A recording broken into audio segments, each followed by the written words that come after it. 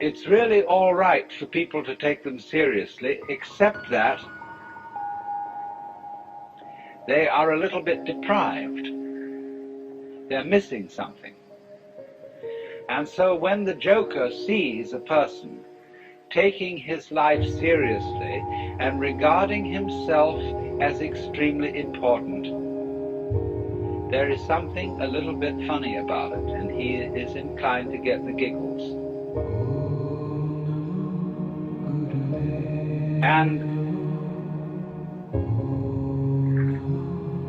it's all he knows, that the very intensity of seriousness with which the individuals concerned are taking these games will be a kind of foil for the subsequent bursting into laughter when he sees that it wasn't serious after all. You see that? You might say there are these classes of people. There are the very far out people and the very far in people.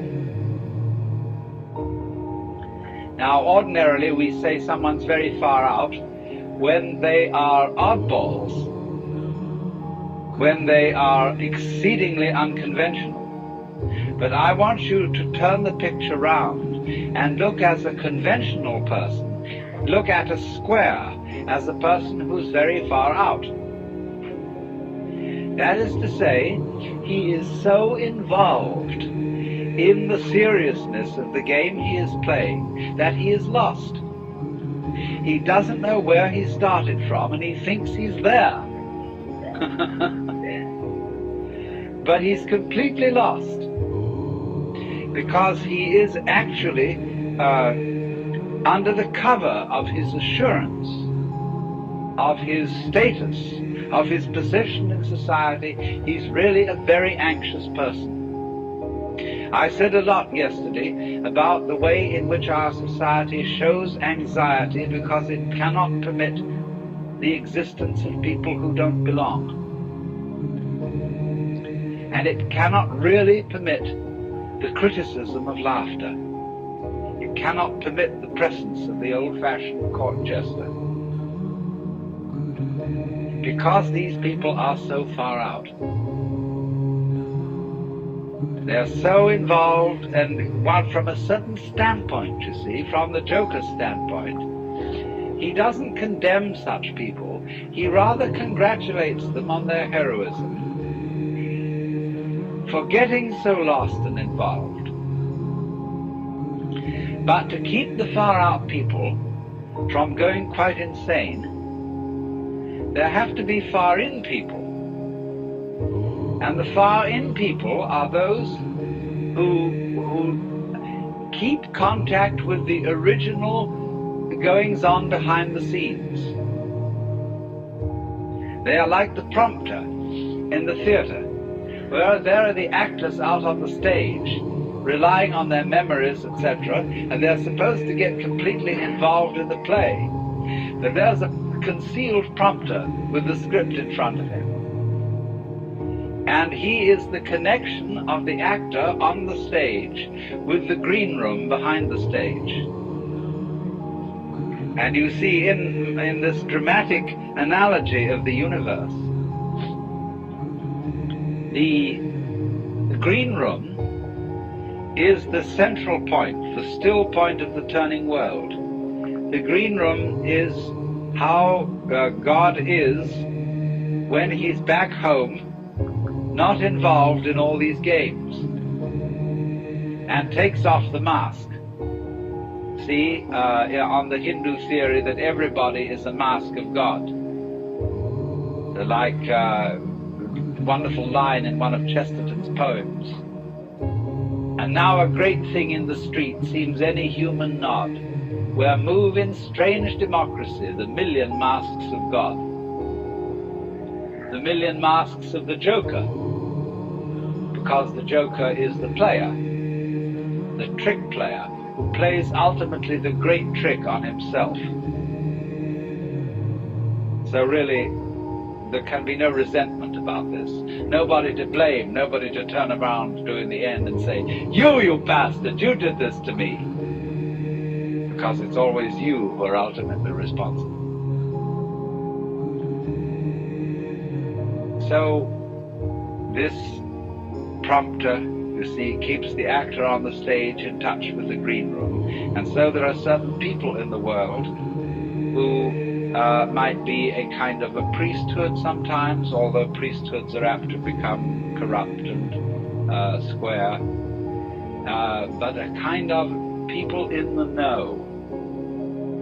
There always has to be somebody around in the know, so that, as it were, the wheel of society and of existence, the wheel of the squirrel cage, the wheel of the rat race, can have an axle firmly planted. And at the center then there have to be the far-in people. So this is the domain of jokers.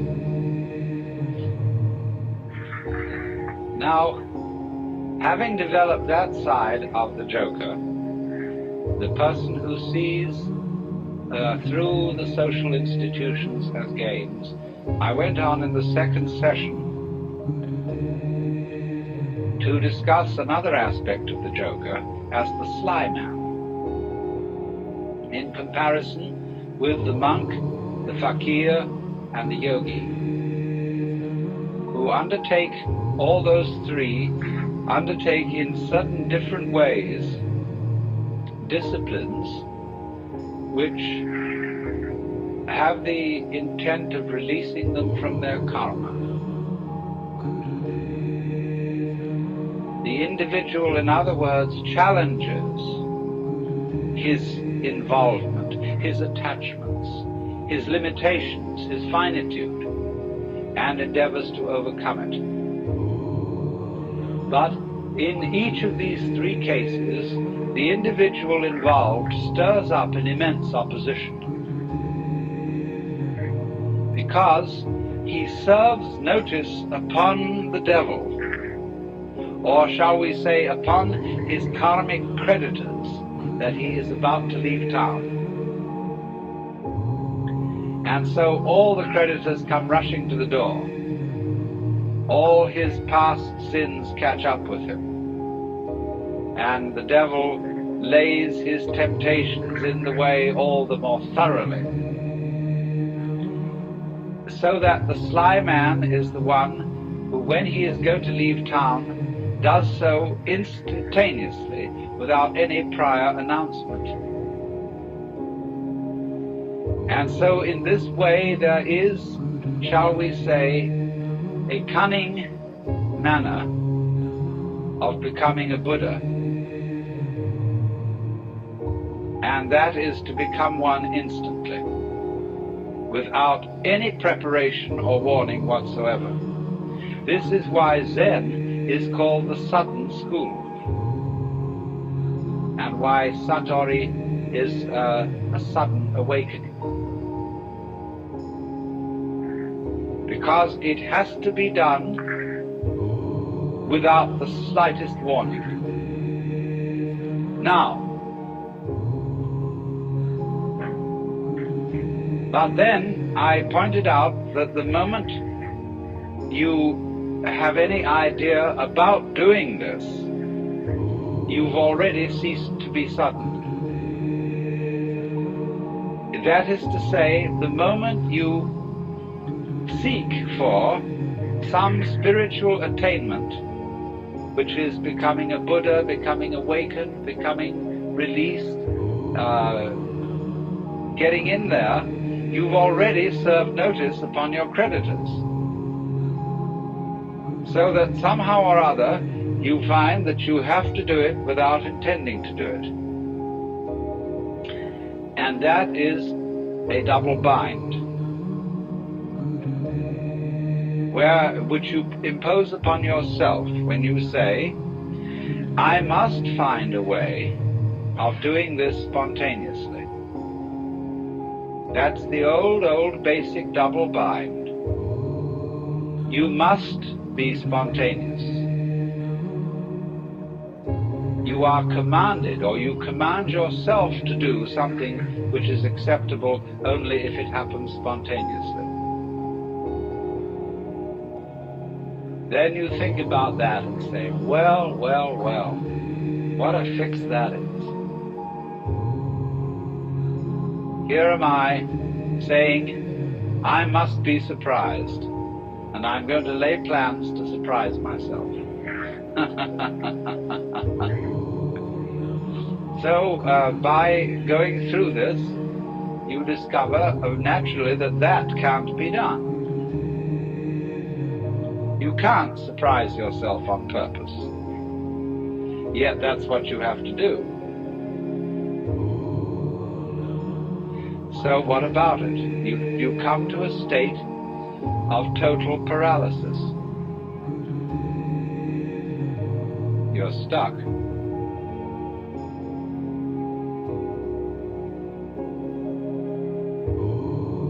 The one thing that is terribly important to be done can't be done. It has to happen. It really does if you're earnest about this. You want to get out of the trap. But you can't do anything about it, either actively or passively. But then as you begin to see what you are doing all the time, you notice a very odd fact, which is that you can't help being spontaneous. If I say to you, good morning, and you say good morning, what is that? Did you plan this answer? Did you make preparations to grow your hair? Do you make decisions about having blue eyes? You see, about breathing?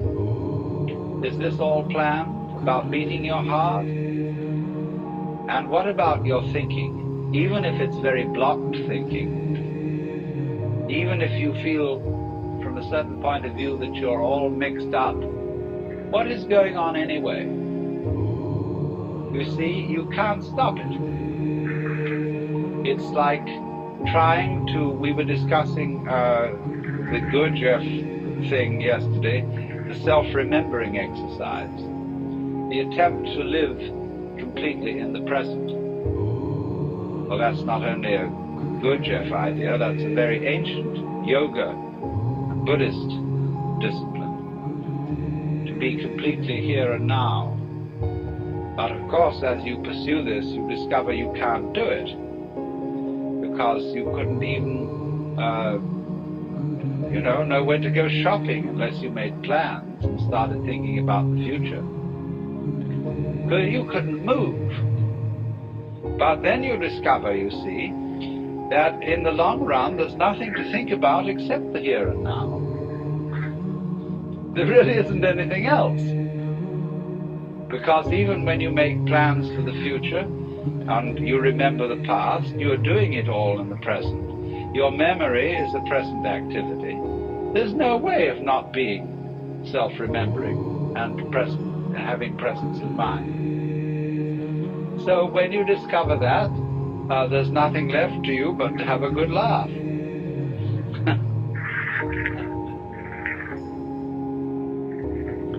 Well, now, I want to develop to a greater extent something I only touched on yesterday afternoon when we were discussing anxiety and laughter and the relationship between the two.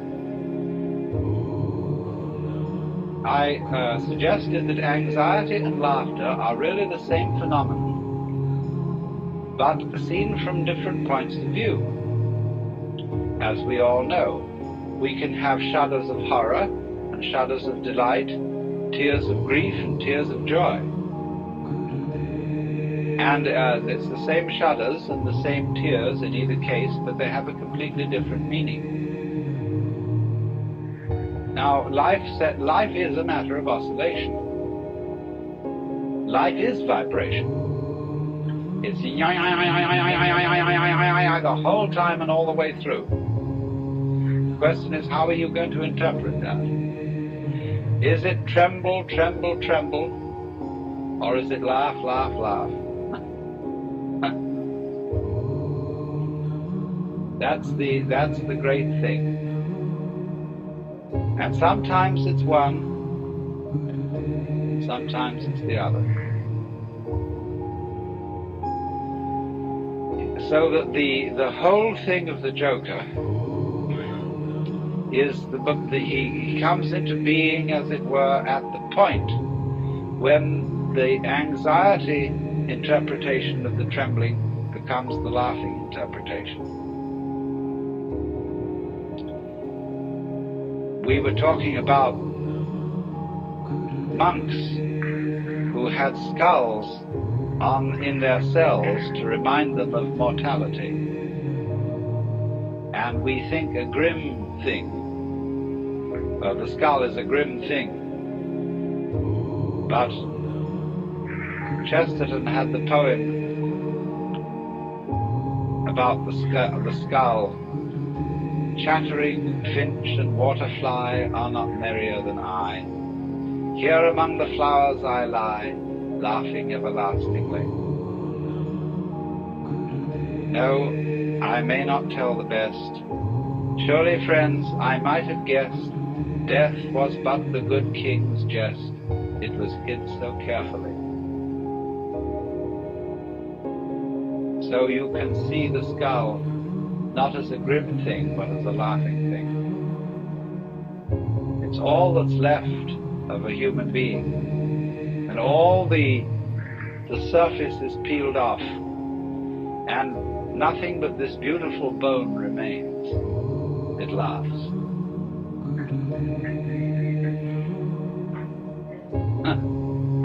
Now why? What is it about death being a jest?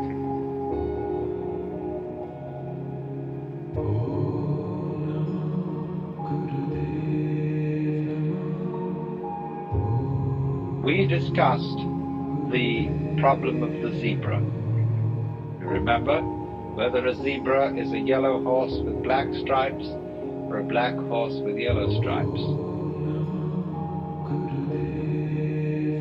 And of course, you can see it either way, and you can argue till all is blue about which side is right. And let's suppose that a black horse is a horse of ill omen, even though striped with yellow, and a yellow horse a horse of joy and good omen, even though striped with black. This is our eternal problem.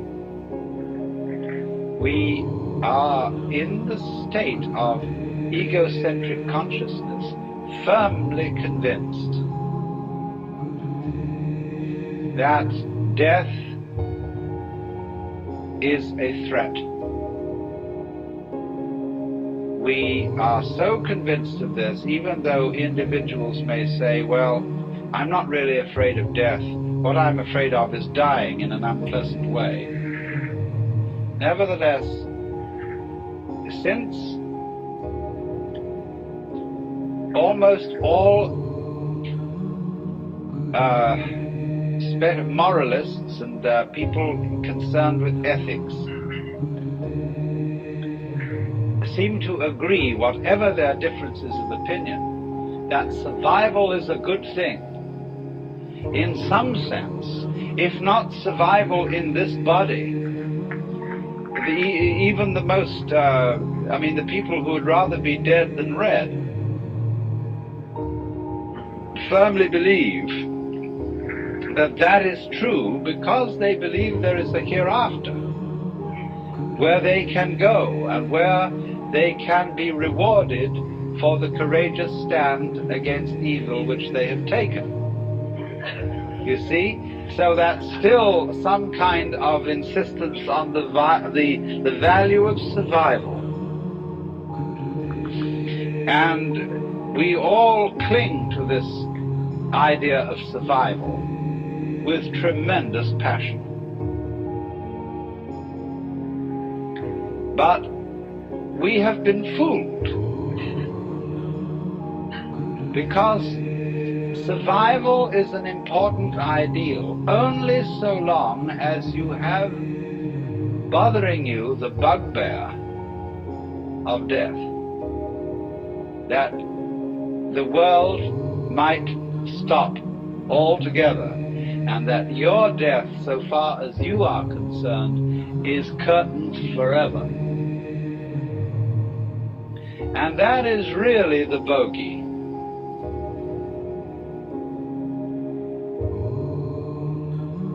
You see, that's all very well to rationalize and say, no, it's not death I'm afraid of, it's the pains of death.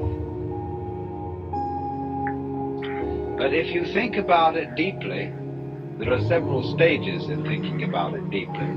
The first stage is the real horrors of endless night, of the futility, of the whole conception that one's own life, or indeed the whole life of the cosmos, might be nothing but a flash, and beyond that, nothing. Nothing, nothing, in all directions. When, for example, we think of the physicist's idea that the universe is running down, that all energy is seeking a stable state. Supposing, for example, to give an illustration of what they mean, I have a jar of black pepper and a jar of salt, and I pour them together into another jar, and I can see the white salt and the black pepper fairly well delineated. Then I start shaking the jar. Slowly, slowly, slowly, the black and the white disappear into a gray. That can never be sorted out again into black and white. In this sort of way, as things go on, the universe, they say, tends to attain a stable state, to run down, run down, run down, until that's the end. And nobody knows how it could possibly start all over again. But I always say, and I feel it in a sort of funny, intuitive way, that what happened once can happen again. If this world started at some time, supposing there was a colossal explosion which set all these galaxies flying out, then what existed before that explosion must surely have been something like the stable state to which we shall run down in the end. And if it went bang once, there's absolutely no reason why it shouldn't go bang again. I suppose there are temperaments in logic. I have a temperament whereby I just cannot, it seems to me absolutely basic that what happened once can happen again. But there are other people who so cherish the unique that they can conceive the idea of something like existence happening only once. But you see, something that happens only once doesn't happen at all. What happens if a given sound consists of only one vibration? What is the up crest of a wave apart from the down crest? Can you conceive that? That's the same koan as what is the sound of one hand.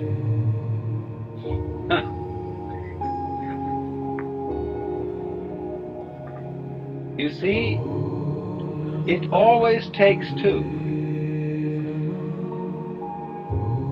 You can't have a purely left-sided person.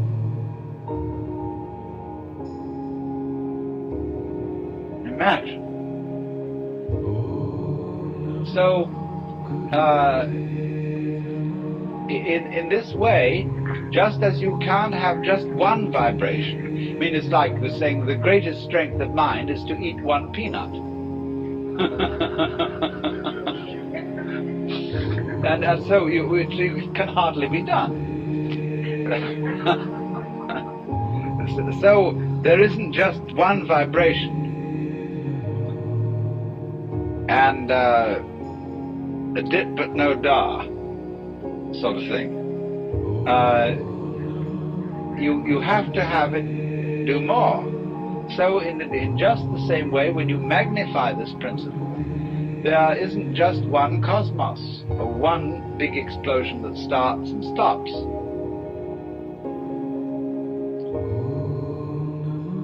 All stopping implies starting. Someone just wrote to me, "We haven't parted because we never met."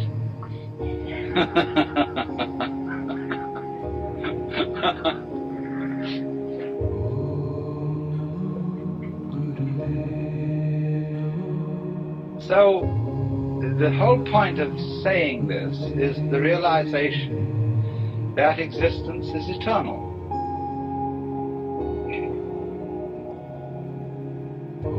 The going out of existence implies the coming in.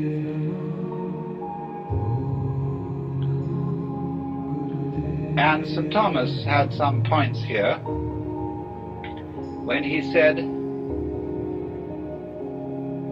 there could never have been a time when there was not being.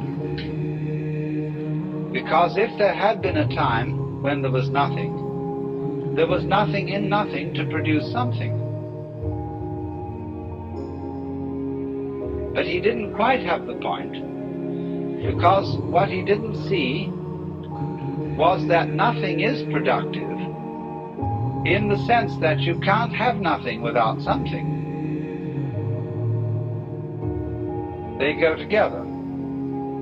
And all this thing is an argument, again, about whether the zebra is yellow striped black or black striped yellow. And what we see is that the black and the yellow, the darkness and the light, are simply two phases of the same. And that realization is exactly what transforms anxiety into laughter. Suddenly to see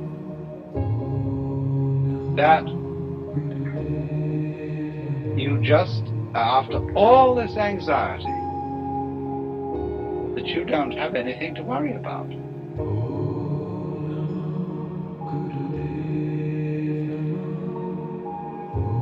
Now, that doesn't mean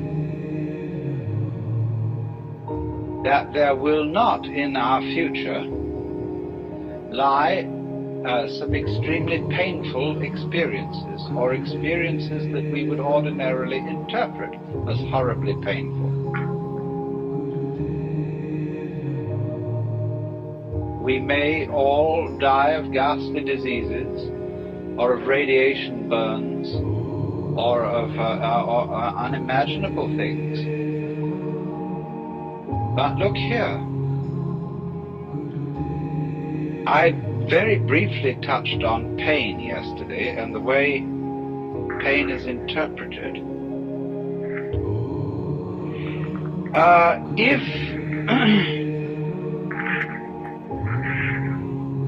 If you interpret pain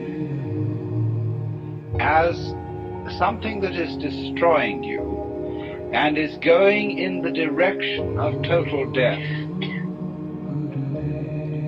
then it's very serious indeed. And it's perfectly terrifying. But I've been investigating experiences of people who have undergone torture.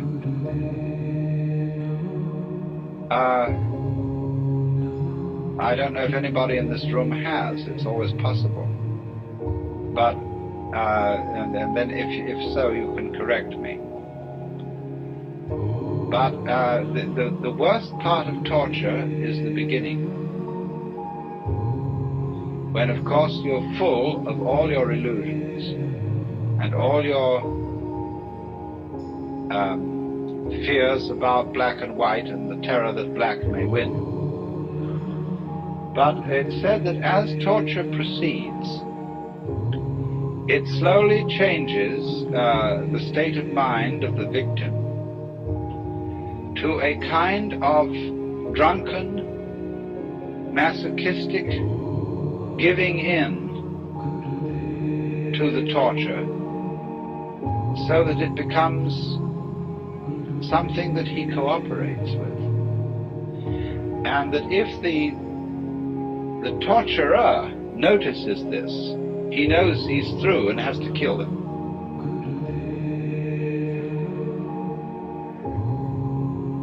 So, in other words, there is a point at which pain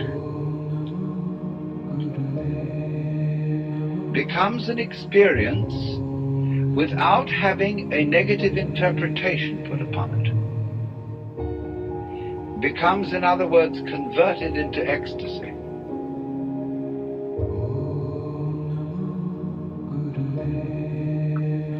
It simply becomes, you see, a way of going through extraordinarily far out sensations which have no meaning. If they have meaning, the meaning of threat, the meaning of death looming at the end, and you know this is the tearing apart and the destruction of you, then you see it is absolutely horrendous. But if it has no meaning at all, just transpose yourself into another dimension to illustrate it, because what the dimension I'm talking about is a very tough one. But let's go back to a simpler one. Let's take sounds. Now, if you lie down and listen to all the goings on in this area, and you will hear planes moving and cars and foghorns and all kinds of crazy sounds, you see, people this way and that and so on. And you can listen to that and find it very interesting, very beautiful. But if someone were to do what John Cage does, put you in a concert hall with the expectation of hearing music, and by having a purely silent playing of the piano, compel you instead to listen to all the sounds going on around you, you would be shocked and feel that some kind of an avant-garde hoax had been perpetrated.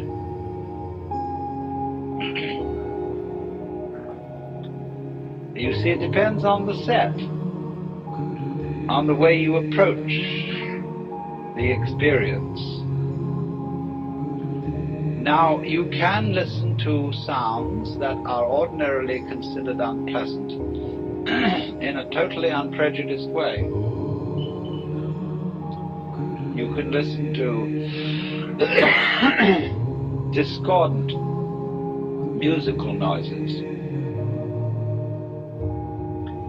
and find them extremely interesting if you listen carefully enough.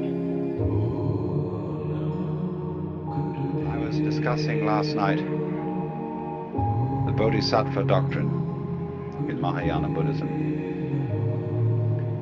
and comparing it or relating it to the two great tendencies in Indian spirituality: anti-worldliness or otherworldliness and world affirmation, and showing how the idea that the highest kind of a Buddha is in a certain way a non-Buddha. The highest kind of a Buddha is like an ordinary person.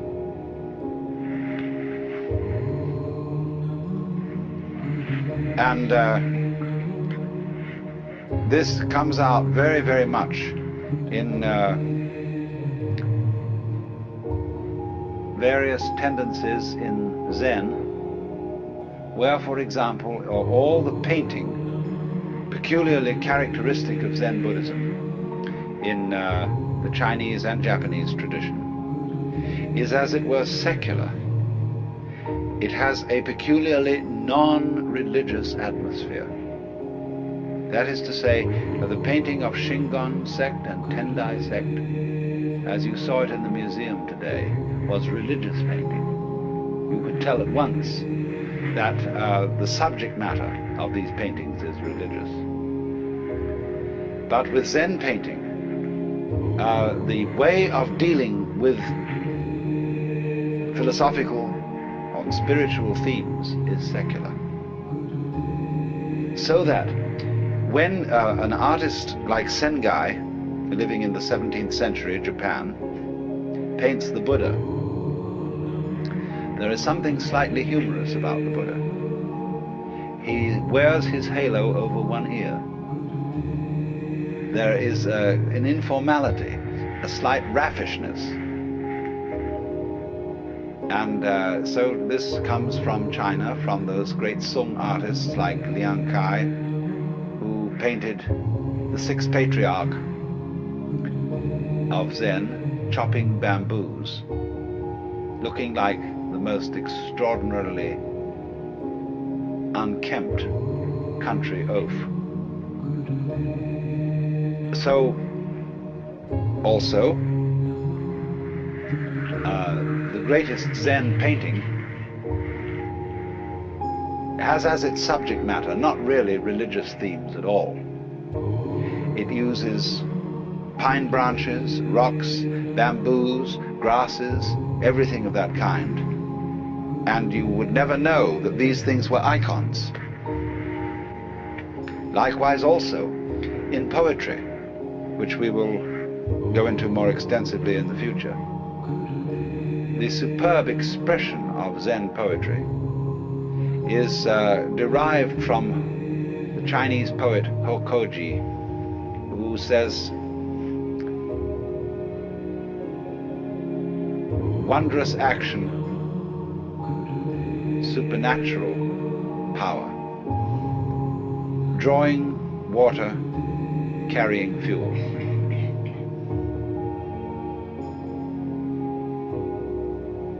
Now, that poem is a little bit too religious for Zen taste. And so, preferable to that is Basho's famous poem, The Old Pond, a frog jumps in, plop. Plop is the only possible English translation for the Japanese mizu no otto, which means literally the water's sound. Plop. But that poem, you see, is a very high-style Zen poem because it has nothing in it about religion. There is a poem on the edge, which also was written by Basho, which says, when the lightning flashes, how admirable he who does not think life is fleeting. You see, the flash of a lightning is a Buddhist cliche for the transiency of the world. Your life goes by and it disappears as fast as a flash of lightning. That becomes a cliche. So, all religion, all religious comments about life eventually become cliches. Religion always is falling apart and becoming a certain kind of going through the motions, a kind of imitation of attitudes, as if one would say, we've got a book called The Imitation of Christ. It's a terrible book. Because everybody who imitates Christ is a kind of a fake Jesus. So in the same way, there's all kinds of imitation Buddhas, not just sitting on altars made of wood, gilded, but just sitting around in monasteries. So one might say then that the highest kind of religious or spiritual attainment has no sign about it that it is religious or that it is spiritual. And so as a metaphor for this, there was used in Buddhism from the very beginning the idea of the tracks of birds in the sky. They don't leave any tracks. And so the way of the enlightened man is like the track of a bird in the sky. And as one poem, a Chinese poem says, entering the forest, he does not disturb a blade of grass. Entering the water, he does not make a ripple. In other words, there is no sign about him to indicate that he is self-consciously religious. And this goes too for the fact that his not having any religious sign is also not something contrived.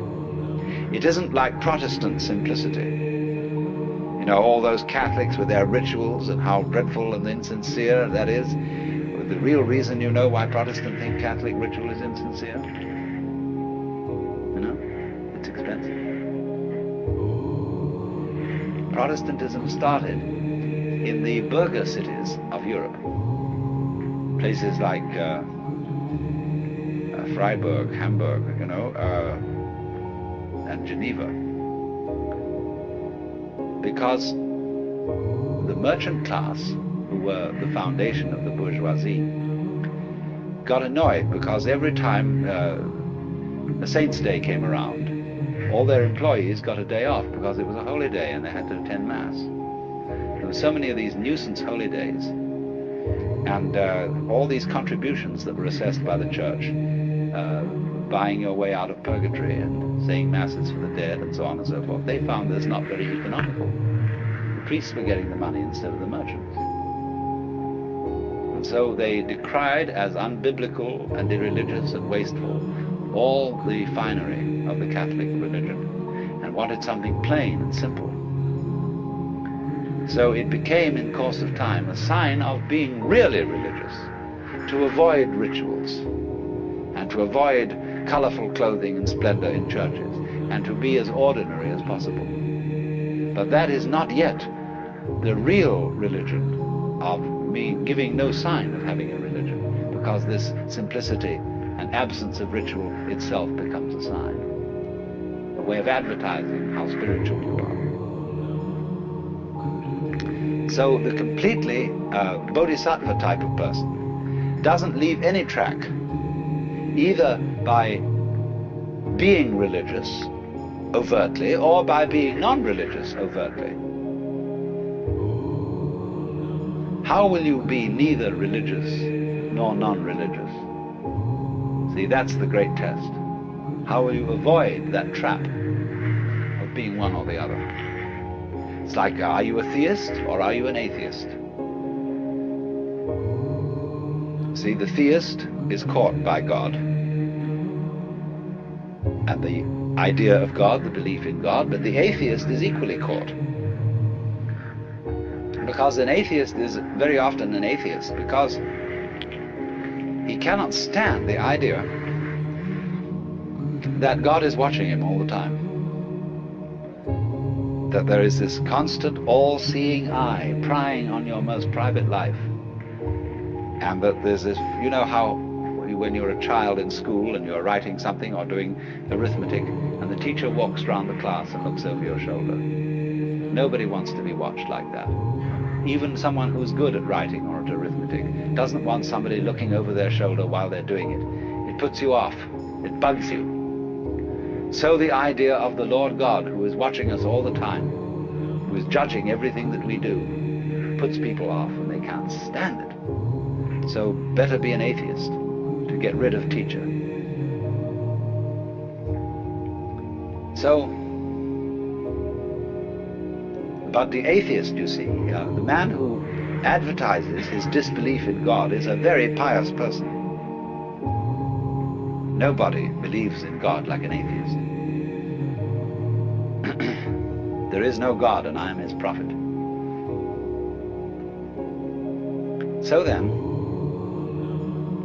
the true bodhisattva state is very difficult to pin down as being neither supremely religious nor blatantly secular. And people who think that the height of Buddhism or the height of Zen is to be perfectly ordinary have still missed the point, like the atheist has missed the point. But for this reason, then, there is an element in the art, the painting, the poetry, etc., which has been inspired by this kind of Buddhism. This kind of art where the subject matter is non-religious. Nevertheless, there is something about the way in which this non-religious subject matter is handled that stops you.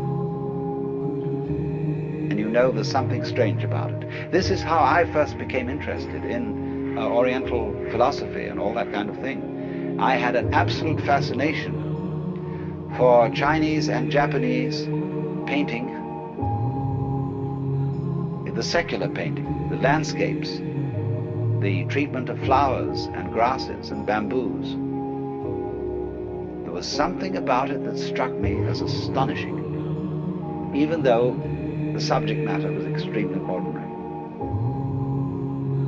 And I just, as a child practically, I had to find out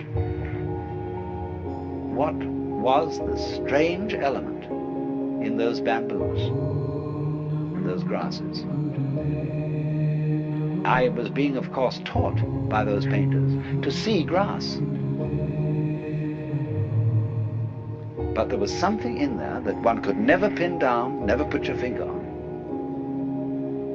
And that was this thing that I will call the religion of no religion. The supreme attainment of being a Buddha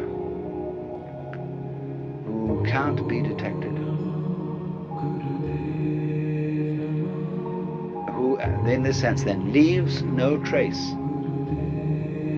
You remember, some of you have seen those 10 paintings called the 10 stages of spiritual ox herding. And the author, there are two sets of these paintings. There's a heterodox one and an orthodox one. The heterodox one has as the man catches the ox, it gets progressively whiter, until in the end it disappears altogether, and the last picture is an empty circle. But the orthodox set of paintings doesn't end with the empty circle. The empty circle arises 2 from the end, 3 from the end. It is followed by 2 others. After the man has attained the state of emptiness, the state, in other words, of complete iconoclasm, the state of no attachment to any spiritual or psychological or moral crutch, there are 2 more steps. One is called returning to the origin, which is represented by a tree beside a stream. And the final one called entering the city with hands hanging down. That means hands giving a handout, as it were, giving bounty.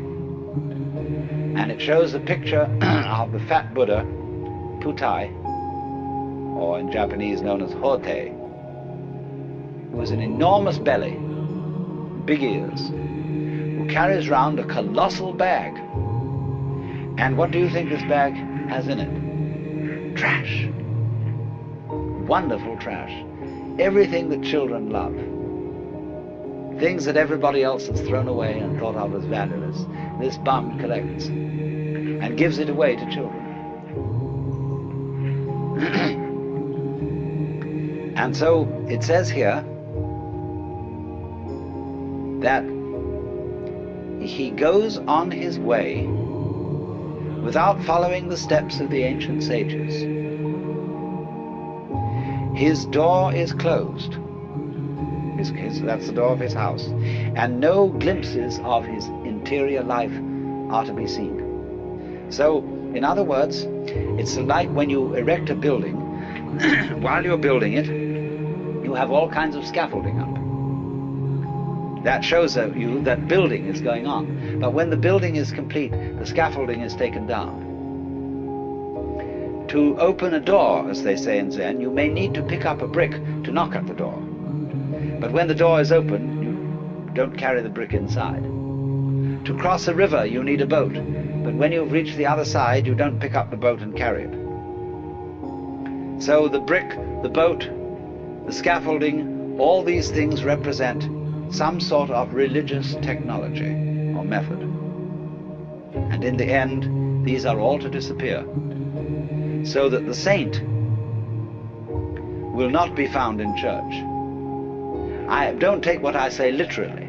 The saint can perfectly readily go to church without being sullied by church.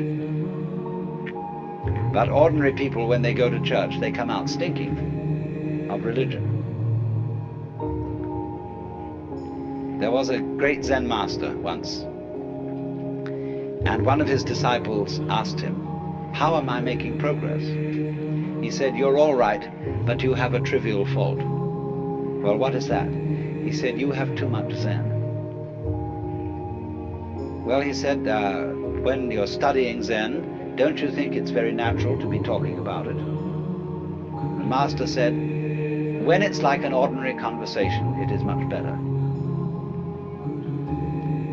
And so another monk who was standing by listening to this exchange said to the master, "Why do you so specially dislike talking about Zen?"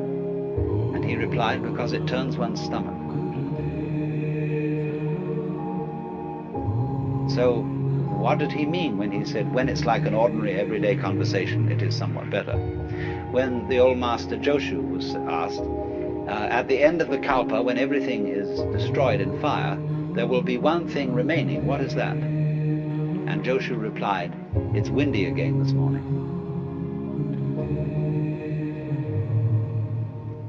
So in Zen, when you're asked a question about religion, you reply in terms of the secular. When you're asked about something secular, you reply in terms of religion. So what is the eternal nature of the self? It's windy again this morning. "Please pass me a knife." The master hands him the knife with the blade first. Says, "Please give me the other end." What would you do with the other end? See, here the disciple starts out with the ordinary. "Please pass me the knife." And suddenly he finds himself involved in a metaphysical problem. But if he starts out with the metaphysical, he's going to get involved with the knife. So, now, to go deeply into the religion of non-religion, we have to understand what you might call the final, ultimate attainment of Mahayana Buddhist philosophy. And this is contained in a school of thought which is called in Chinese Hua Yan and in Japanese Kegon. Kegon is the intellectual foundation for Zen. And there was a great Chinese master by the name of Shumitsu, who was simultaneously a Zen master and the fifth patriarch of the Huayan sect. Hua, it means flower. Yan, garland. The garland of flowers. And it's all based on a Sanskrit sutra called Avatamsaka. This is called simply in Japanese Kegon Kyo. Very big sutra. And the subject matter of this sutra are what are called the four Dharma worlds. And I must explain what these four worlds are so that you get the point.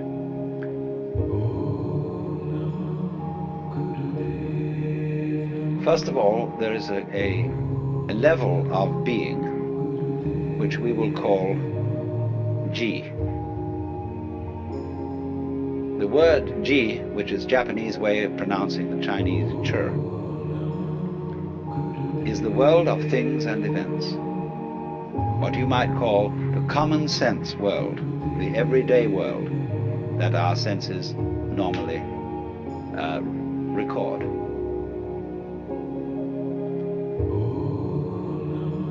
The word Ji, the character in Chinese, has a multiplicity of meanings because it can mean a thing or an event.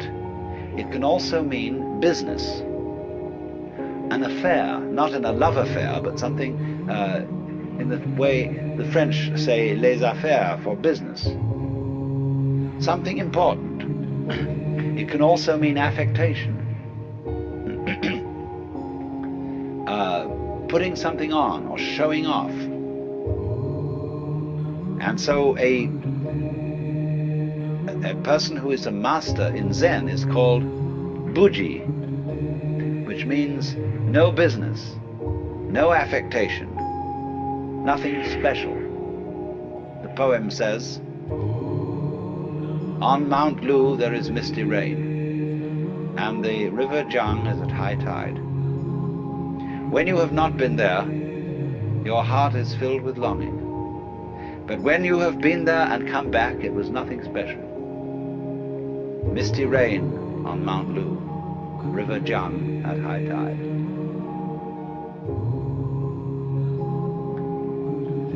But this nothing special is not a way of putting something down. Do you see that? I could say, well, it was nothing special. It didn't really amount to anything. That's one way of saying it was very ordinary. But Buji, just as it doesn't mean it was very ordinary, in the same way that the person who has no religion is really the most religious, you do see? He's not just a common, ignorant moron. He looks like one, but he isn't. And you have to know what he knows in order to see that he isn't and to recognize him for what he is. So nothing special, Buji. It doesn't stand out. It doesn't, as we would say it doesn't stick out like a sore thumb. So the world of Ji then means generally the world of particulars. The world of multiplicity, the world we ordinarily feel we're involved in. So that's the first world. The second world is called the world of Ri. Now Ri, in Chinese, Li, is, as I explained to you when we were discussing the idea of the law of nature. The character means the markings in jade, or the grain in wood, or the fiber in muscle. But in the Huayan philosophy, the word Ri means the universal, underlying all particulars, the one underlying all multiplicity. The unitive principle as distinct from Ji, which is the differentiation principle. So, as it were, it's like this. When you see into the nature of this world, you start from Ji. You start from noticing all the particular things and being baffled by their multiplicity and dealing with the multiplicity of things. But as you go into this, you discover As you understand things, what do you mean when you understand things? It means you become aware of their relationships to each other, and eventually you see the unity behind them. And it is as if the multiplicity of the world dissolved into unity.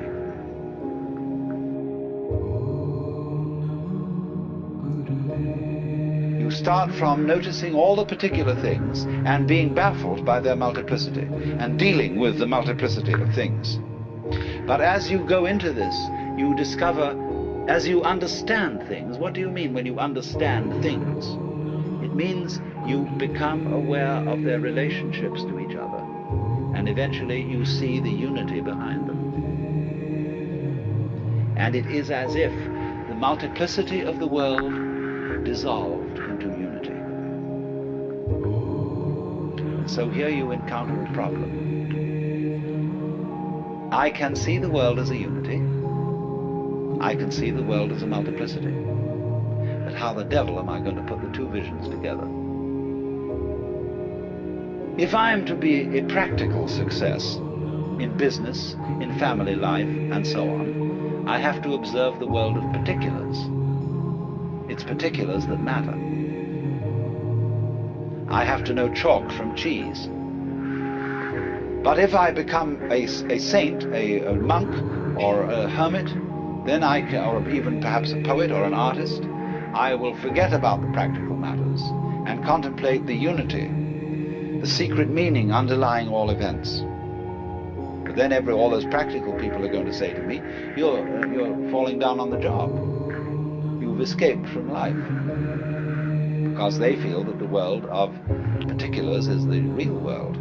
But the other guy says, no, your particulars are not real. You make a success of things, yes, but it's completely temporary. You think you're an important person, that you're really contributing to human life. But actually, your success in doing this sort of thing lasts for a few years, and then you fall apart like everybody else does. Where's your success now? When you're dead, what happened to the millions of dollars you made? Where are you? They're all gone. So that isn't real from the standpoint of the person who concentrates on the unity. So then, to perfect our understanding, we have to go to the third of these worlds, which is called Ri-Ji-Mu-Ge. Now, that means between Ri, the unity, and Ji, the particulars. Mu, there is no, Ge, block. That means the world of the universal and the world of particulars are not incompatible. Let's take two very different things and see how they can be united. Take shape and color. Never in a million years can you, with a black pencil that can draw shapes, make red.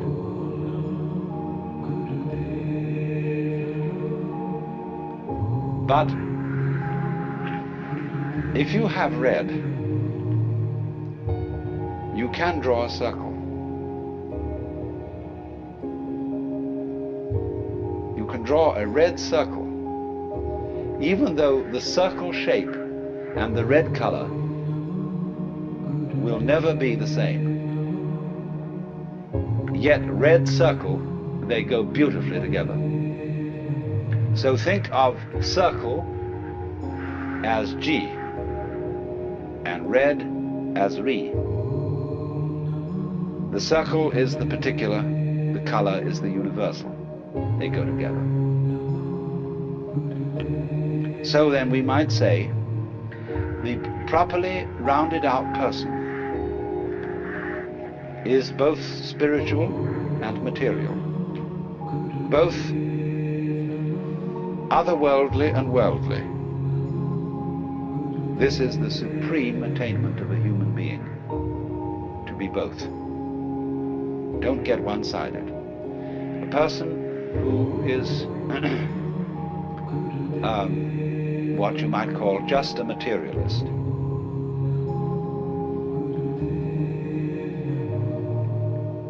ends up by being very boring.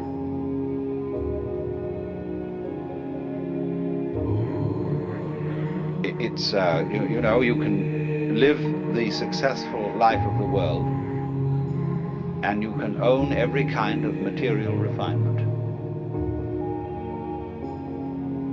You can have the most beautiful home, delicious food, marvelous yachts and cars and everything.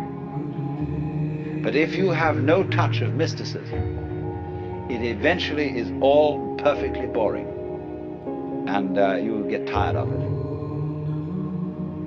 Then on the other hand, there are people who are purely spiritual, and they live in a kind of dry world where all luxury has been scrubbed away, and they are very intense people. When you're in their presence of a very spiritual person, an excessively spiritual person, you feel inclined to sit on the edge of your chair. You are not at ease, because you know the eye of judgment is looking through you, going down into your very soul, and finding that you're just a scallywag after all.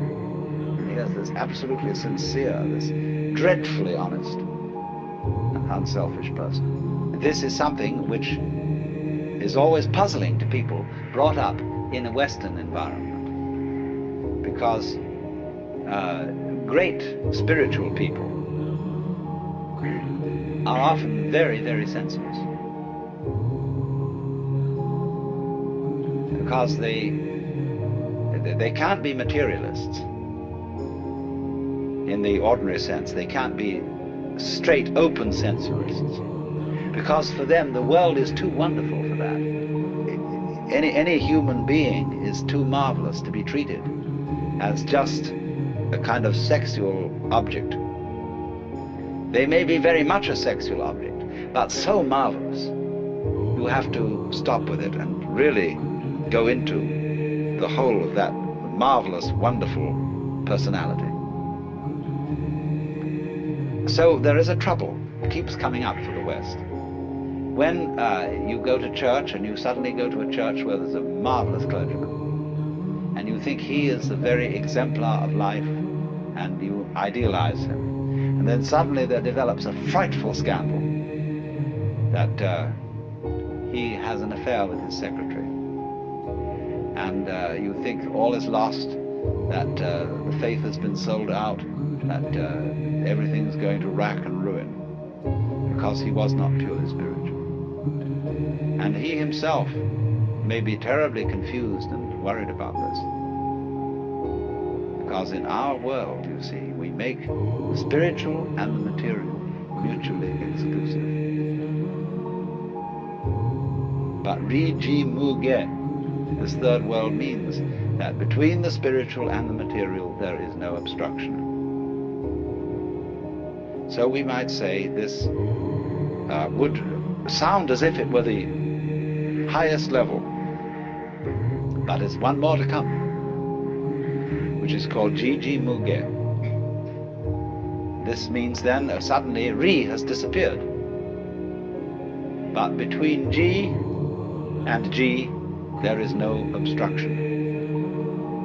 Between one event and any other event or events, there is no mutual exclusiveness. Shall I put it that way? This is the doctrine, the highest doctrine of Mahayana Buddhism, which you could call the doctrine of the mutual interpenetration of all things, or the mutual interdependence of all things.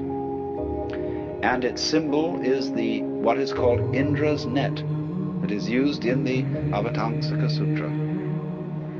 Imagine at dawn a multidimensional spider's web covered in dew. A vast, vast spider's web that is the whole cosmos, and is not only a kind of a flat thing, but a solid thing, and as solid in 4, 5, 6, and n dimensions, covered with jewels of dew, all of which have rainbow coloring, and every drop of dew contains in it the reflection of every other drop of dew. And since every drop of dew contains the reflections of all the others, each reflected drop of dew contains the reflections, you see, of all the others, and so ad infinitum. Now this is the Mahayana vision of the world, which is to say, this is relativity. That whatever exists in this world and is characterized as something particular, as a thing, as an event, as something or other, you see, as a unit, this does not exist without all other such things and events. So that you might say any one event implies all events.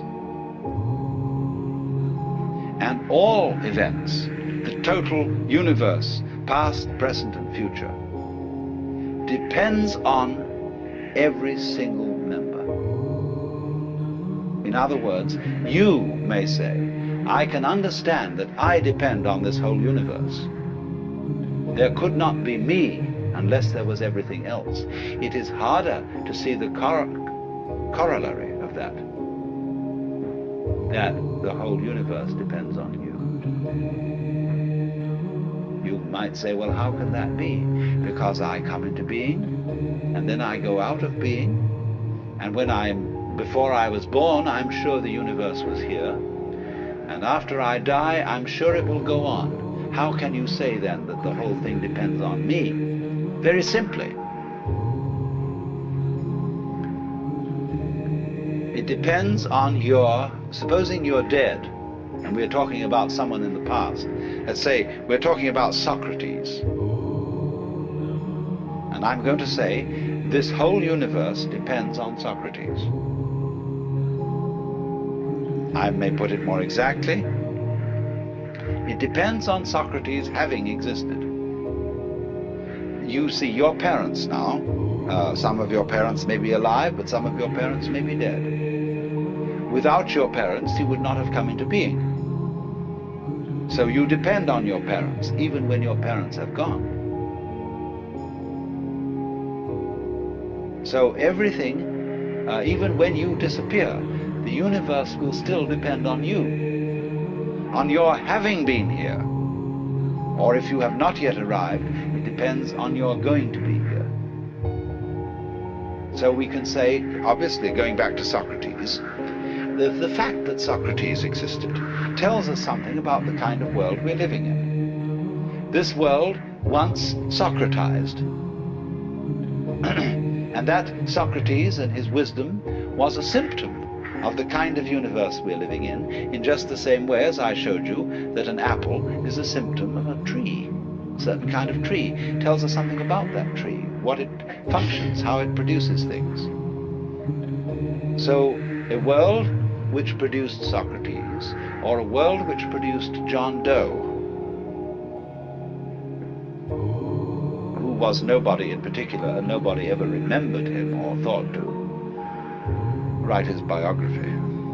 Nevertheless, for all his obscurity, the whole universe depends on him, and it depends equally on every fruit fly, every gnat, every vibration of every gnat's wing, and it depends on every last electron, however brief its manifestation may be.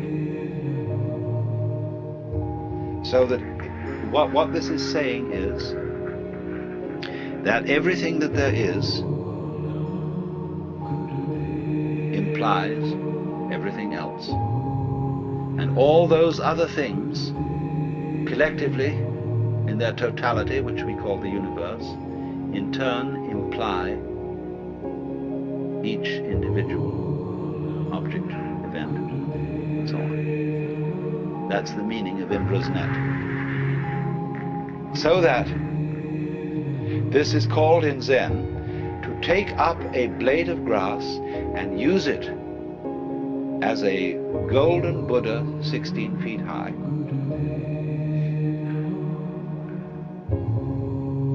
When you have a chain and you pick up a link, all the other links come up with it. You see? Because it implies, if this is a link, it is a link in a chain. If it isn't, it's just an oval piece of metal. But if it's a link, out come all other links. So if you are an event, every event, there's no such thing as a single event. The only possible single event is all events whatsoever. That could be regarded as the only possible atom. The only possible single thing is everything. But the things that we call things all imply each other. We know what we are only in relation to what we aren't. We know of the sensation of oneself only in relation to a sensation of something other. So the other goes with the self as the back goes with the front. And your life, however short, everything depends on it. If that did not happen, nothing would happen. So in this sense, the whole world bears your signature. It would not be the same world if it weren't for you. You've heard, haven't you, what is called the pathetic fallacy? This was an idea of the 19th century, which said that it was false, wrong, to project human feelings on the world. The wind in the pine trees is not sighing, it's you who are sighing. The sun is not happy, it's you who are happy when the sun shines. So don't mix up your happiness with the sun. The sun has no feeling, the sun is not human. The wind has no feeling and is not human.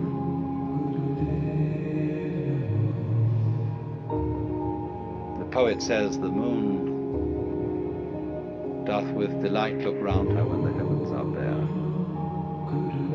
And the logician says, no, the poet looks round with delight at the moon in the bare heavens.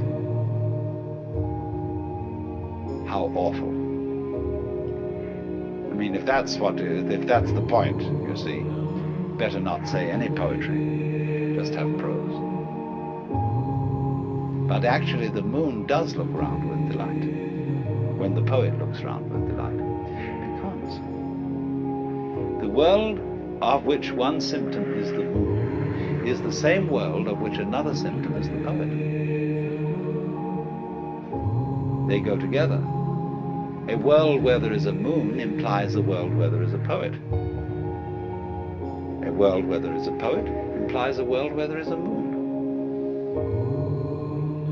So in this sense, the moon can be said to look round with delight through the agency of the poet.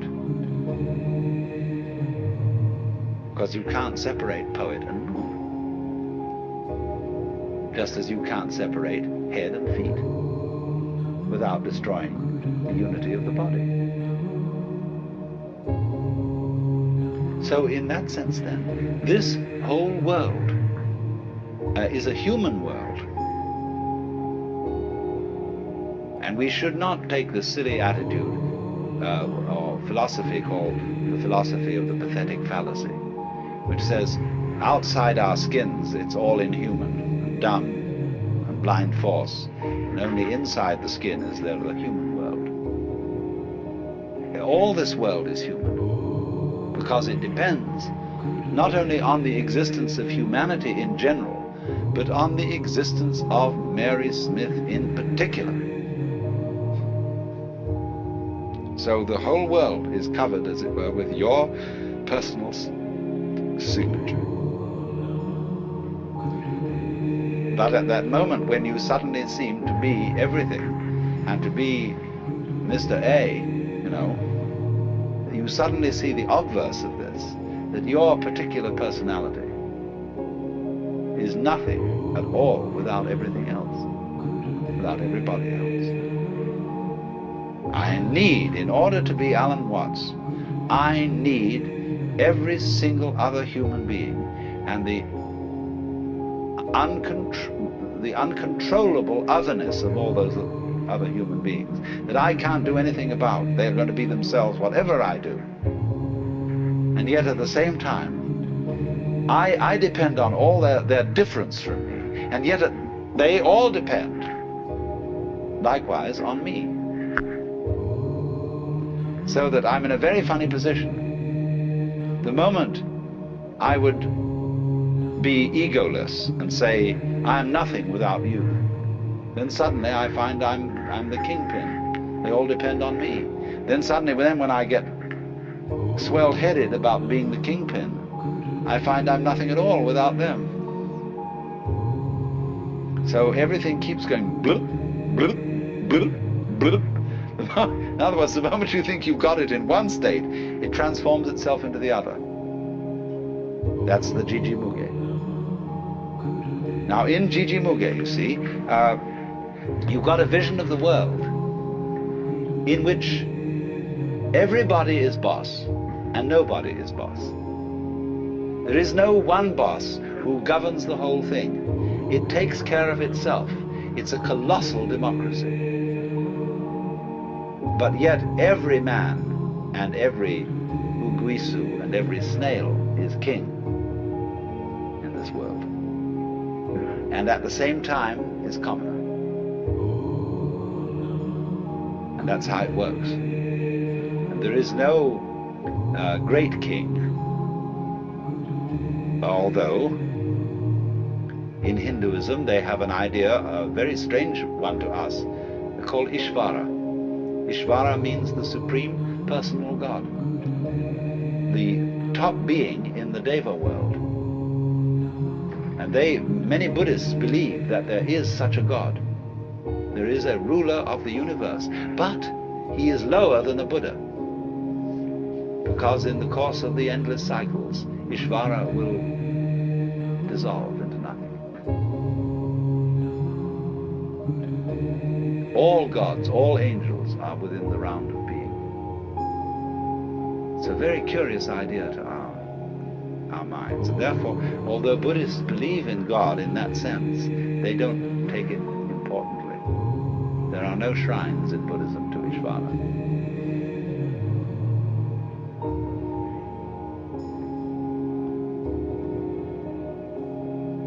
So then, it is through Jiji Muge, this idea of the mutual interpenetration and interdependence of all things, that we have the philosophical basis for Zen as a practical, non-intellectual way of life.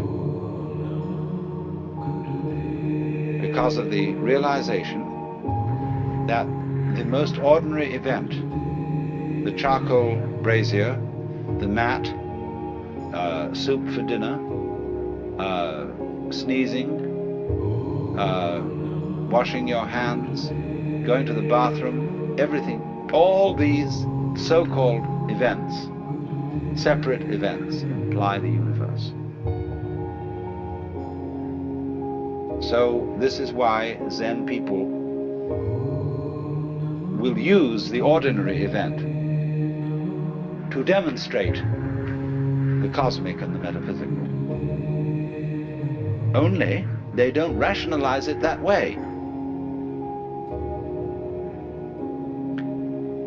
To see infinity in a grain of sand and eternity in an hour is still Riji Muge and not Jiji Muge. Jiji Muge is when you offer somebody the grain of sand, for God's sake, stop thinking about eternity.